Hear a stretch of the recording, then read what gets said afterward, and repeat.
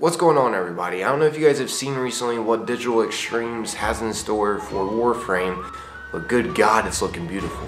And in this video, I'm going to be going over a few things on why people think that Warframe is going to completely murder the Destiny franchise. And I'll let you guys decide on whether or not it's really going to happen.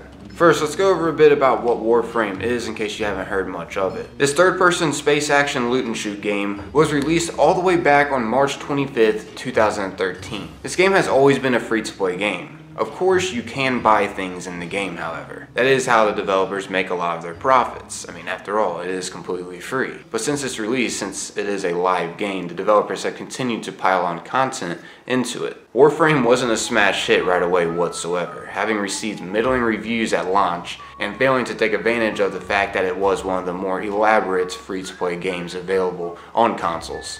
But Digital Extremes refused to settle for failure, and after countless of updates and improvements from their dedicated hard work and passion within the game, Warframe has started to take off. You can especially tell that they're trying to expand the universe of Warframe from these expansions they recently revealed, which TennoCon is the annual official convention for Warframe by Digital Extremes, which they are the developers of Warframe, in case you guys didn't know. Now, I'm not hating on the Destiny franchise because I personally love it and I have no room to hate. I have spent many hours into this game and also made many memories that I won't forget. Here lately though, with Destiny 2, not so much, I'll be completely honest. There's a few reasons that I have, but the main one is the price tag. It seems a lot of the AAA developers always have a system with DLCs to be added onto the game to keep people engaged.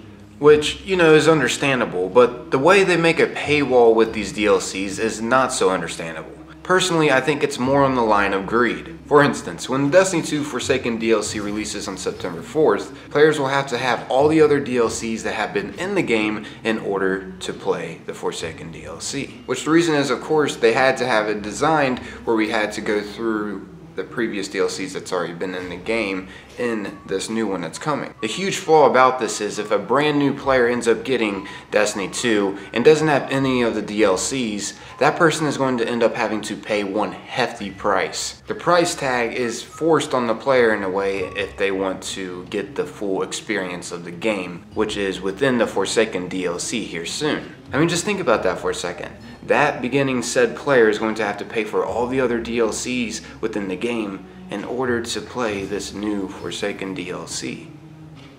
I mean, I don't know, that's really just one of the huge flaws I feel like Bungie and Activision have going for their franchise. But as for, say, Warframe for instance, you can just jump into the game completely free and get everything all players have access to. Once again, it's very cheap. Yeah, it's free. It's free. Yes. It's a good deal. I feel like this is a very pro-consumer way to handle situations within the gaming business. And believe it or not, I'm not saying all AAA developing teams are doing this, but sadly, a lot are taking this anti-consumer route. Once again, I am not saying all. For instance, Ubisoft's Division 2's DLCs are completely free. So you know, the core of the game is free, but you can still make purchases on the side for accessories and whatnot. And I think that is a great approach. So all you really have to pay is $60 and then boom, you got all of the game that you really need. If you want, you can make some side purchases though. And personally, Ubisoft doing this with Division 2's DLCs gains respect from me. So in a way, if you think about it, doing stuff like this for your business, sure, it may make you lose a little bit of profits, but you gain respect. And respect is your character and how people trust your company. And in the long run, I feel like you get more sales if you're more respectable instead of trying to be a sellout and greedy such as EA was in the past with Star Wars. It's all about how you present yourself, I feel like. And these companies you already know have made the big bangos, so why are they being so greedy? Maybe they're just used to that lifestyle. I mean, I don't really know. It's hard to tell. And you know, if you think about it, you might make not as much money, but you're still going to be making quite a bit and keeping players engaged, and also, you know, your brand for your business is more respectable. Like for example, what Ubisoft is doing for Division 2's DLCs. I respect Ubisoft a lot more on how they're handling the game. They're not trying to sell out each DLC. And they probably could if they really wanted to, like make some kind of dramatic trailer and make it look freaking sick. And then when you get it, it's like, oh, dang, it was this much. But they just got so many sales and they just upped their profits and bam, they're swimming in the bangos. But no, they didn't take that approach. They realized they got to protect their brand name rather than just being a sellout with greed. And that is a lot of developers nowadays, I feel like. Sadly. I personally haven't been on board here lately on the path that Bungie and Activision are taking with their franchise. But I am hoping for the best once again with this new DLC that is coming out within the game. If this ends up failing me and I feel like this is a money grab as well, I'm done. I'm done. I'm saying it now. Not kidding. I have made content for this game for years. And if they do us dirty one more time, I just can't. I'm not going to be supporting that anymore. It's hard being real over the internet, especially speaking in an opinion that could trigger diehard fans. But the thing is, I am too a big fan of the Destiny franchise, and I feel actually speaking about these problems will help the future with the franchise that I actually care about. I'm not just going to just sit here all quiet and whatnot while seeing one of my favorite franchise kill themselves. Okay, so now with all of that in mind, let's get into a little bit about what is to come in Warframe. First off, check this out, guys.